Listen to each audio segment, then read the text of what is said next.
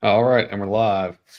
Let me introduce my friend and podcasting coach, Sebastian Rusk. Sebastian's been building online communities for 15 years, and in 2016 started helping other entrepreneurs launch their own podcasts with his company, Podcast Launch Lab. Since then, he's been helping people just like you and me use our story and voice to influence and shape the world around us. Thanks for being here, brother. Hey, it's great to be here, Quentin. Great to see you again, brother. Absolutely good to see you.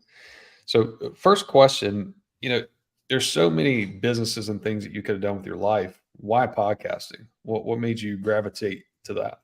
I was desperate in 2016 to get out of the work that I was currently doing. I started in 2009 in the world of social media.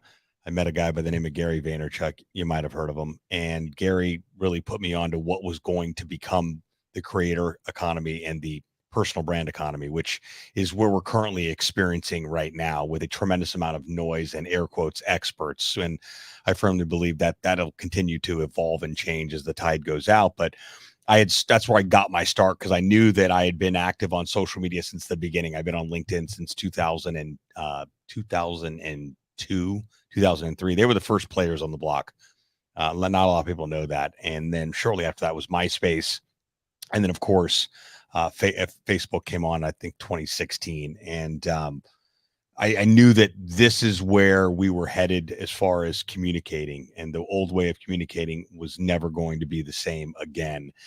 So I wanted to figure out how do I turn this into a business, and I quickly learned that I knew more than most people did, and evangelizing the fact that your business needs to be on social media back in 2010, even 2009 was just an absolute foreign language that most people were not willing to even hear or listen to, because it was like, I've never had to have this type of technology for my business. I don't need it now. And some people still think that, unfortunately, but I knew that I knew more than most.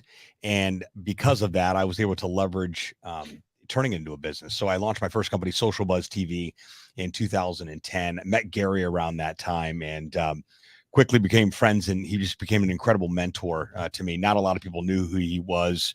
Now he's a worldwide phenomenon, but early on, I knew that he was on to something and had a very, very unique gift for being able to predict what was to come with technology, because he was really he himself a testament. He took his dad's liquor store from 3 million a year to 80 million a year in a period of like 8 or 9 years, which was unbelievable, and completely walked away from that business. A lot of people think that he made a bunch of money from that business and then parlayed it into VaynerMedia. That was not true at all. He completely left it all to his dad and his family, and went and rented a conference room inside a startup in New York with his brother AJ, and started VaynerMedia and literally sold it off the ground, and went to Campbell Soup and Pepsi Cola and the New York Nets early on, or New Jersey Nets, rather, the hockey team, and pitched them on why they needed to take 15% of their 25% of their marketing budget and allocate it to social media.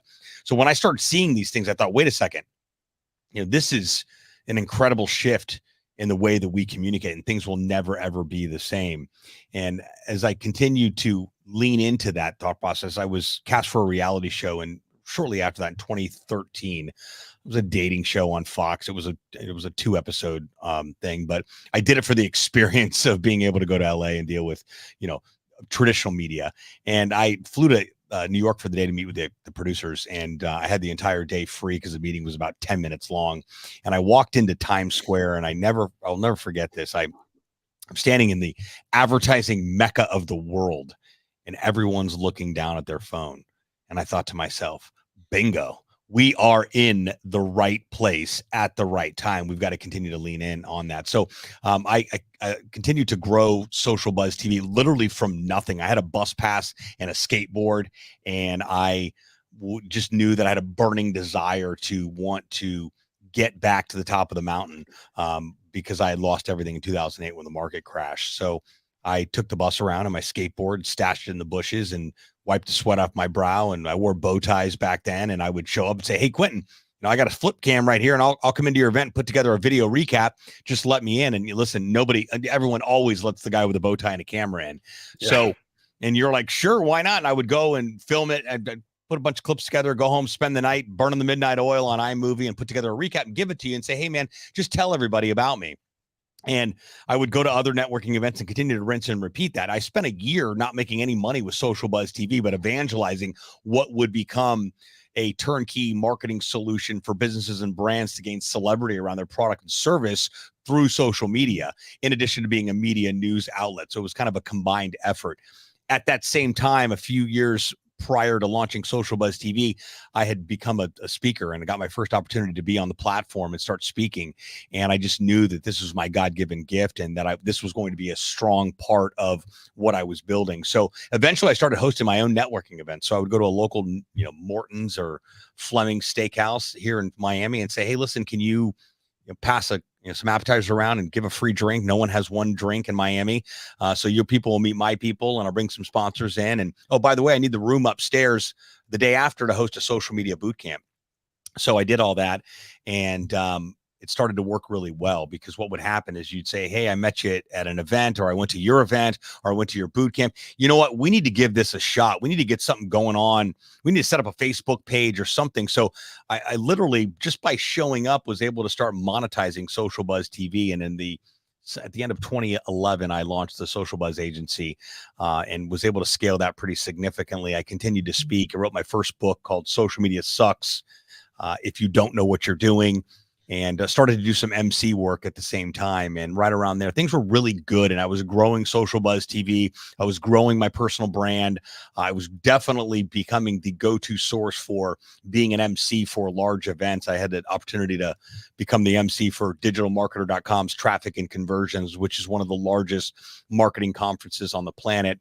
That all happened by sending Ryan Dice a tweet, and one thing led to another, and social media got me on that stage. But everything changed drastically in 2016.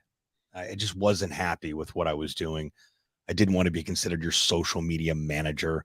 I was sick of the bow tie. I didn't want to be an MC anymore. It's the hardest job in the building. You got to be the first one there, the last one to leave. And after some deep soul searching, I met a girl on a dating app, because in the midst of all that chaos, I decided I wanted a girlfriend.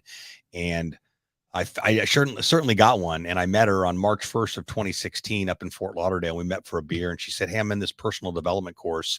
I'm like, oh, let me tell you about personal development. I'm an expert, which was a total lie. Yeah. And she forcefully got me through the doors of that course that would radically change my life. So I took 2016 off unplanned, lived on a line of credit, and went inward to fix Sebastian and repair and heal everything I'd been carrying for 35 years of past trauma and blaming and pointing fingers and non-accountability and hating myself. And I thought that I hated what I was doing with work, but what was the reality was that I hated myself. And what was on the other side of that, I came out of that course learning how to love myself. In addition to that, being fully accountable for my life, realizing that every single thing that has happened, does happen, will happen is my fault and my responsibility. It's not mom's fault. It's not dad's fault. It's not anybody's fault. It's mine. And the clarity that I gained and the freedom that I gained, and people kept saying, you are so powerful when you just step into that power. I'm like, I did it. I stepped into my power, but I really didn't, because I wasn't believing it. And when I came out of that course, everything really started to change. And I said, okay, cool. Now that we've started to tweak Sebastian and start to love ourselves and become accountable, what's next for business? Because there's no way I'm going back to the bow tie and MC and the work that I absolutely loathe and hate. So what can we do? How do we stay in the industry without leaving it? And I finally had an awakening moment again, and went and rented a desk in a co-working space, and ran into a friend in the elevator that week. And she had an internet radio show, and I'm like, what's that? And she's like, well, people listen, they tune in, and this, that, and the other. And I go, yeah, I'm not buying it. You could start a podcast. It's a lot easier. She's like, I don't know how to start a podcast. And I walked her down to her car, and I'll never forget it. She kind of poked me in the chest and said, why don't you create a solution to help people start a podcast? And when I say that the antennas went up, the light bulbs went on, the fireworks went off, and I said, this is it. This is how I stay in the industry without having to leave the industry. Let's go. And I immediately went back upstairs and mapped out on a sheet of paper what would become the Podcast Launch Lab, which is a turnkey podcast launch solution to take you from idea to iTunes in 90 days or less with our proven podcast launch solution. And I literally have not looked back since. And I also set some non-negotiables when I did that. I said, okay, what do you really want to do? And I said, I want to continue to speak and grow my business from the platform, because that's my gift and my responsibility to share my gift and my energy and my knowledge with the world. I started to do comedy about 3 years ago because I was terrified of it. And of course, deeply passionate about seeing what people become, who they get to step into because they made a decision to start a podcast, how their business has changed, how their life has changed, how their family has changed, all because they made a simple decision to start a podcast. So now it's become my life's work. It's almost 8 years ago that all of that took place. I wouldn't trade it for anything in the world.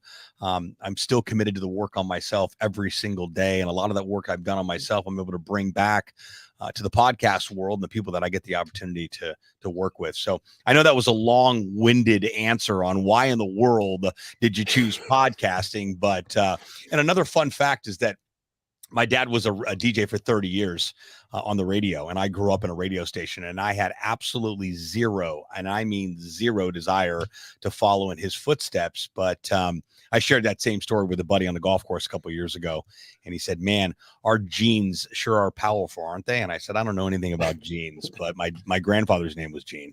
Yeah, that's right. Yeah, I love how you started in something and then you realize you need to do some more work on yourself. And then that's when you really had the breakthrough. That's everything. The same thing for me. Same thing for most people I've talked to that have done something significant. It's, they think that there's some secret sauce or something like that, but most of the time it's just looking inward, fixing what walls you got to jump over there, and then opportunities open up and you see them for what they really are. Exactly. So I love that.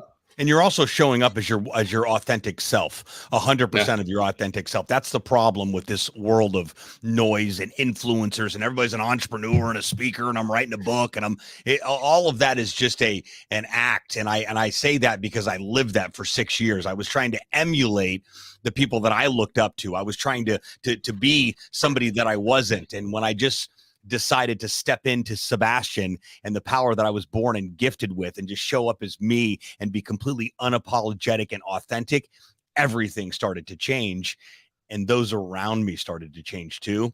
And I didn't have to do anything about it. Yeah, definitely. So for anybody listening right now that's thinking about starting a podcast, or I'm sure people have told them to start a podcast, who would you say podcasting is for? Like, obviously, you may not be able to monetize it if you're 80 years old and have nothing going on, but who is this for that really wants to use it to build their personal brand, to leverage the content and relationships that they can bring them? I think podcasting does two major things for people. Number one of the main talks that I get the opportunity to give is how starting a podcast can solve all of your social media content problems. In fact, I'll be sharing some of that at your upcoming retreat that I'm incredibly excited about. And I firmly believe that one podcast episode can then be repurposed into several pieces of content that can be shared on a daily basis that you're probably not sharing anyway.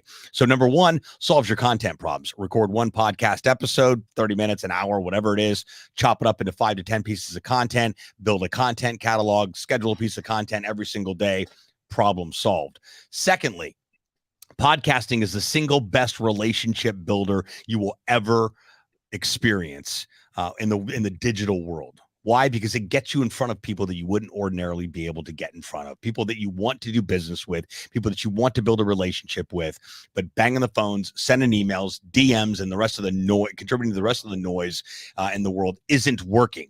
But that unique question of, hey, I'd love to get you on the podcast. Are you open to it, Quentin? Everyone loves their ego stroke. So it's very rare that people are going to say no to that. And that's how I've built the relationships that I have now. And then that's how Gary and I's first interaction was, hey man, can I interview you for your second book? Thank you, Economy. And I happened to, he had a book stop here in Miami, and we ended up hanging out for an hour and a half. I thought it was going to be like a hallway flip cam conversation. And it was just wild how it all, all came together. But there's just been an incredible celebrities and high profile individuals that I've had the unique privilege to get in front of that I didn't even think I should be able to be in front of, but I could, because I had enough courage to say, hey, listen, I'd love to have a conversation with you and tell my audience about you. So podcasting allows you to get in front of people and build those relationships and grow your business, as well as solving your content problems. But more importantly, like I mentioned before, a little bit about my story was that podcasting will radically change your life and your business if you let it, because who you become when you decide to step into the role of a podcaster is incredible. The imposter syndrome gets silenced, the confidence gets increased, your tonality, your pacing, how you show up, how you talk, you're saying and right, you know what I mean? And yep and right less, because those are all filler words that happen. So there's a lot of things that take place just because you made a decision to start a podcast. Absolutely, for sure.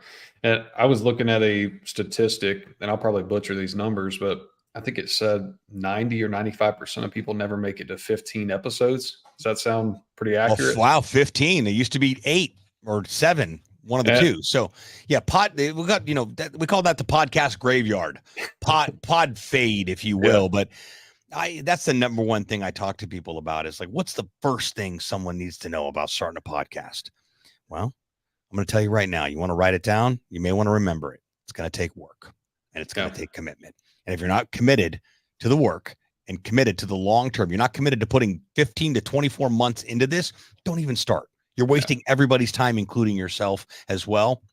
And when you start and then you stop, nobody wins. And one of my favorite phrases that I use on a daily basis that somebody posed this question to me very early on when I first got started back in 2010. And that was, Sebastian, who's missing out because you're not showing up? Yeah. And I never forgot that. And I use it constantly now throughout my life. I remind myself of it consistently, and when I don't feel like, or I don't want to do it, or I'm just not into it anymore, who's missing out because I didn't put that next piece of content out, or I declined doing that next gig and talk for an audience, or whatever it might be. It's just a matter of showing up, because all it takes is just one person that said, because you said what you said, I did this. It was wild. I just started hanging out with a new friend of mine, and she said, I just want you to know that, when I first started hanging out with her, I started talking to her about, I'm gonna go to yoga, and I go to breathwork class, and I do all kinds of stuff to kind of work on me type deal. And she's like, I don't think I would like that. I don't think I would like that. I don't think I would like that. And I kept on going, you know what? How do you know what you don't like? Because you haven't even tried it yet. Number one. Number two. So I'm not one to really give up on this, but I'm also not one to be like, hey, Quentin, you got to do it. You got to do it. Listen, people are going to do whatever they're going to do. And you sitting there hounding them is not going to help the process at all. People are going to start when they're ready to get started. The end. But how you show up is a gleaming example of what's possible. And that's when people shift. People say, hey, I want to be like that guy. That guy seems like he's got it figured out, or he's doing great things, or he's excited, or he's happy, or he's whatever. Yesterday morning, I randomly pulled up the Calm meditation app, of which I subscribe to, but I'm not meditating every day like I should be doing. But yesterday was one of those days where I'm like, you know what, today we're going to meditate. Yeah. And I decided, they make it very easy to share that daily meditation with whoever you'd like on there. And I decided to text that to her. Well, this morning she texted me and said, hey, I just wanted to let you know I went through that meditation and it was really cool. I enjoyed it and I fell asleep almost immediately after it. I think I'm going to do it again. And next time you ask me to go to yoga class or to breath work, I'm in. And just so you know, you're really helping me improve how I show up and what I'm doing. And again, my goal was just to kind of hang out, very social type of new friend, new relationship type of scenario on here. Mine wasn't like, I'm going to change this person's life. Yeah. Obviously that's the byproduct of it, but that's a great example of how we show up. It's kind of like that term in the world of the Christian faith, which is, preach the gospel at all times, use words when necessary. Yeah. Let people know that you're a Christian based on how you show up in this world, not because you're at church on Sunday every day. Absolutely. Yeah, I totally agree with that. So and I think you touched on this a little bit, but is there a game plan that you put in place or something that you do that keeps people motivated and consistent? I mean, obviously you've taught a ton of people how to get into the podcast world. Is there a roadmap or something that you recommend to stay motivated and keep pushing through that podcast graveyard so that they don't fall victim of that too? Yeah, I think it's remembering who's potentially missing out because Yeah. you're not showing up. Yeah. And number one, and remember why you started in the first place and why you committed to this. Why did you even start in the first place? Because you committed to it. You knew it was going to involve work. You know that people can be impacted based on what you're doing. It only takes one person, just one. But if you're throwing the towel in and, well, I should be doing this and I should be doing that. Tony Robbins says people find themselves shooting all over themselves. I should be doing this. I should be doing that. You know? Yeah, for sure. For sure. So if somebody wants to get started, they might be saying, well, I don't have a budget to hire a coach, or, it may not be worth hiring a coach. What do you say to people like that? Where does the value lie in hiring somebody like you to help somebody through the trenches? You can do this on your own. I can change the oil in my car if I wanted to. I can also go to Jiffy Lube and pay $50 and be done with it in 10 minutes. So it's all a matter of what makes more sense for you. The same thing that people hire us to do can be done based on reading my book, going to my YouTube channel, hearing one of my talks. You can go and execute on all of that. All of my secrets are available to the world. I just launched a new podcast called Podcast Suck, a podcast on how to start and grow a podcast. It's my entire, from episode 1 on, I think we're episode 16 right now, documented my entire process, just like I did in my book, just like I do on our YouTube channel. So you can most definitely, all the resources are available for you to go in there and go step by step to be able to do it. If you don't want to do all of that work and you want to get there faster and you want to work with somebody who's got some experience with getting people to the finish line, launching it, building an actual brand and strategy and tying it all together without having to do any of the heavy lifting, well, then hiring a coach is necessary. But again, you don't need to. There's a lot of do-it-yourselfers out there, a lot of do-it-yourselfers that don't do the best job at it. But hiring a professional assures that you're going to have a clean, professional, rock-solid strategy to launch with that you can actually get out there and take to the world and do something with. Because if you launch your podcast, which you and I are doing right now, and you know this is something that allows you to get out there and get in front of people and build new relationships and do new deals with, you are anchoring that possibility in your brain and your mind and your gut, knowing, hey, this is my moneymaker. This is my content tool. This keeps me top of mind. This allows me to stay in people's eyes and ears constantly about what I do. There is no way I'm going to stop doing this at all. And same thing with Podcast Sucks. My new podcast is a great example of that. Shameless plug, but it's a great example of that. Like, I never want to go record episodes, but they're like 10 minutes or less. I never, ever, ever want to record an episode, but someone needs the content. So it's not about me. It has nothing to do with me. So press the record button and start talking is exactly what I tell myself. And once I do it, I feel great. It's like going to the gym. Nobody ever wants to go to the gym. When you get back and it's time to pound a Budweiser, a protein shake, and you're like, you know what? I'm glad that I went. I'm going to go do that tomorrow. Then you wake up the next morning, you're like, oh, I don't want to go to the gym. Then you go to the gym, you go home, you're like, man, I'm really glad I did it this morning. Plowed through another. I always say that. Fought through another one. We are never going to feel like it. But if you depend on feelings and how you feel in order to take action and do something with your business and your life to get out there and make a difference instead of just going through the motions, you're never going to get there because feelings are constantly fleeing. I heard an example one time about feelings, and it made a lot of sense, and I never forgot it, and I share it often.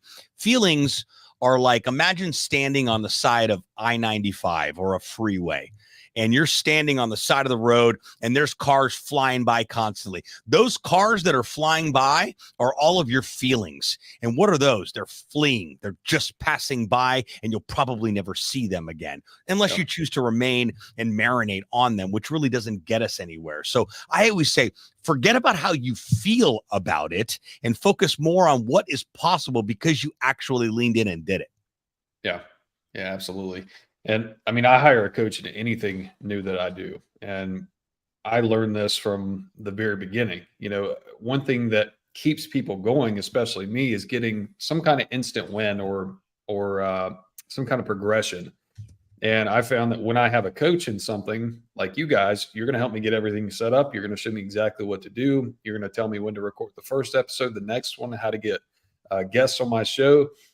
And so I have that progress almost immediately, and it keeps the momentum going. Whereas if I was a newbie, not knowing where the heck to start, who to put on the podcast, how to brand it, what to name it. I might get stumped at the name, and it might take me 6 months to a year longer to start it just because of that one little thing. Right. And you guys solve all those issues. So that's why we're Correct. doing these events and these masterminds, because it gives you access to people that have already been there and done that. Correct. And when you have a mentor in a space, it helps your progression, your momentum so much. And it takes the mental strain and extra work too off of you. Yeah, it so does. that you don't have to wonder if you're doing it right. You have a blueprint and they're telling you exactly what to do. Correct. So to me, I don't do anything new without a coach.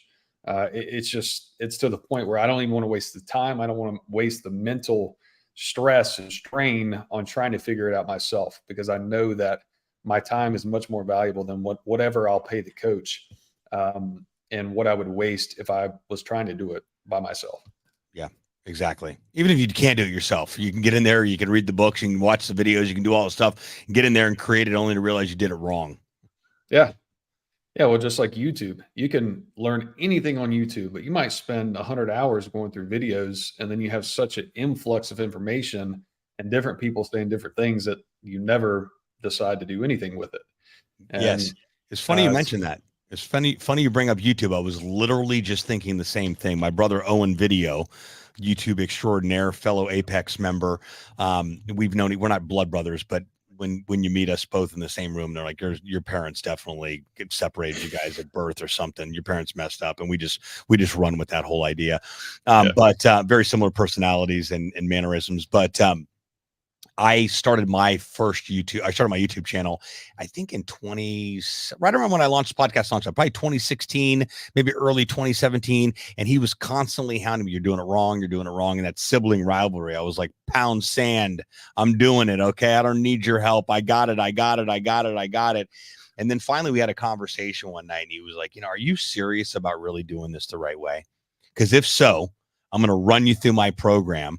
And so you can do it the right way and actually gain the benefit of having a YouTube channel. And I bit on that offer. And that was, I think it took me a couple of years, because man, that ego's strong, especially when it's your sibling, where I did not want to listen to him at all. I think it was early 2020. I said, all right, let's do it. And I've been on YouTube since then, doing it his way. I'm just over 5,700 subscribers. I make a couple $100 a month from YouTube, and I've gotten direct sales calls, not a ton, but enough to make it go, you know what? This is why I put effort into YouTube. But that's a great example of, I was a do-it-yourselfer. I got it. Shut up, Owen. I got it. You're doing it wrong, dude. You're doing it wrong, dude. There's a better way. And now I have real traction on the channel that continues to grow and will continue to grow. And it's one of my main content libraries. It's great to be able to give a talk and say, hey, listen, if you pick up a copy of my book, go to my YouTube channel and do what I say, you're going to be able to launch a podcast. So it's just great to have that resource there. But that was a great reminder. It's funny that you said that, as that thought popped in my mind too. Yeah, absolutely. And I want to get to the event and talk a little bit about that, because, people like you and the other guys we have coming to speak, their time is very valuable. Your time's super valuable. You got to be very intentional with what you spend your most valuable resource on. So why did you decide to get involved? Like, where's the impact for you, and what are you looking to do for anybody coming? Well, I mean, first of all, you and I are great buddies, and you were literally one of the first people I ever met in Apex. We had an incredible weekend in Fort Lauderdale, and I had the opportunity to hang out with you and your lovely wife for the weekend. And we didn't continue to stay in touch a lot after that, but we knew each other. Yeah. And then, of course, as these relationships take time, to mature and to grow on here, it's like no time has passed when it was finally go time for us to go do something. And I think it was a mutual friend. It was Jacob Jones. Yeah. It was a client of mine, and said, hey, you really need to connect with Quentin. And I'm like, Quentin's my boy, dude. Like from day one, literally, like I do need to connect with him. It's crazy that we haven't, but that's the power of the network. So number one, I wanted to build a relationship with you. Number two, this type of setting of a mastermind / retreat has been a lot of the gigs that I've been doing over the past couple of years, because I really enjoy doing experiences versus just your traditional hotel conference 3-day same dog and pony show. It's fully immersive, and you really get the opportunity to really get some downtime and an uptime too with business, and really get to know people and grow them in a very intimate setting while being able to have an experience. So number one, wanted to support what you were doing. Number two, I knew that you and I'd be working together with your podcast and your show, so it all kind of contributed there. And number three, it is my absolute responsibility to share what I know, and to be able to get it there and share my God-given gifts with the world, and specifically with opportunities like this. There's a lot of people that want to be a speaker these days. Everyone wants to, like I mentioned, speaker, author, entrepreneur. I want to do it all, right? But like, why are you becoming a speaker? Like, why are you? Have you thought about that for a second? And I've thought about it for the past 15 years that I've done it. And I do speak, and speaking does translate to a lot of new business. Great. But it also converts to a lot of changed lives. It also converts to a lot of people saying, hey, because I was in that room and you talked for 30 minutes or you talked for an hour, whatever it was, and you said one thing, and man, I went home and everything changed. And it's not always business. I went home and had a conversation with my wife. Things changed. Went home, made a phone call, cleaned some stuff up that I need to get done. Went home, thought of a podcast name, and decided I'd buy your book, take some action on it. There's a plethora of things that take place, but I do it because of the joy that I get. I'm kind of the selfish part is that I get a tremendous amount of joy knowing that I can show up and share my gifts with people, and they're actually going to go back and do something with it. Sometimes I get lucky and people hire me, I get some business from it, build relate, but it's more about the relationships and the action people are going to take because they get the opportunity to experience me, and vice versa. I get the opportunity to experience them. Yeah, absolutely. What I've noticed is, because I started watching YouTube for 4 hours a day, and it was a ton of information, a ton of things dumped into my mind. But when I started going to events, that's when the implementation kicked in. That's when I met people that are actually doing things. Yeah. And that's the biggest reason why I'm holding this event. I went to a mansion mastermind just like it 2 years ago. And that's when I decided I was going to hold my own. I paid $5,000 to be in the room. Within 6 months from a relationship that I made with a guest at the event, I saved over $60,000 over the next 6 months just by implementing one little tweak that he saw that I didn't, because he had way more experience than me. And so it just taught me that value of being around people that are doing more than you. I went into the event thinking I was, big stuff, because I had, 25, 30 Airbnb units, and in my town, that's pretty big. We have 25,000 people. So I'd never been around anybody that had significant wealth, like six-figure months, seven-figure months. And so when I got in that room, I was the smallest guy there, which was a good thing. Yeah. Because I could look at what they were doing and say, internally, you're not doing anything. There's so much potential that you haven't even touched yet, because you haven't seen the possibilities in what people are actually doing. So to me, that was the biggest value. And then the relationships, of course, connecting with people that I can call on for anything, because they saw that I was invested too, that I was willing to put the money forward to invest in myself and to invest in other people by being there. And when you create a friendship and a relationship like that with the people at an event like this, I mean, the return is limitless. Yeah. I mean, we're charging $2,500 for this event. For a real estate agent or mortgage lender or anything like that on a base level of entrepreneurship, all it takes for them is one more deal. If you can't get one extra deal from all the knowledge that's in this room by using the relationships and things that you pick up and learn, then you're just not trying hard enough. Yeah, absolutely. I agree. I absolutely agree. The return on relationships is, it pays dividends forever. Yeah, absolutely. Well, I know you got to run, but I want to thank you so much for being here. Guys, if you guys have any questions about this event, feel free to reach out to me or Sebastian. Sebastian will be more than happy to help you with any podcasting needs. Go to the website, capitalconnectionevent.com/signup. You'll be able to check out the event and the other speakers. I'll be more than happy to help you any way I can. But thanks again for being here, and talk to you soon, Sebastian. Thanks again, Quentin.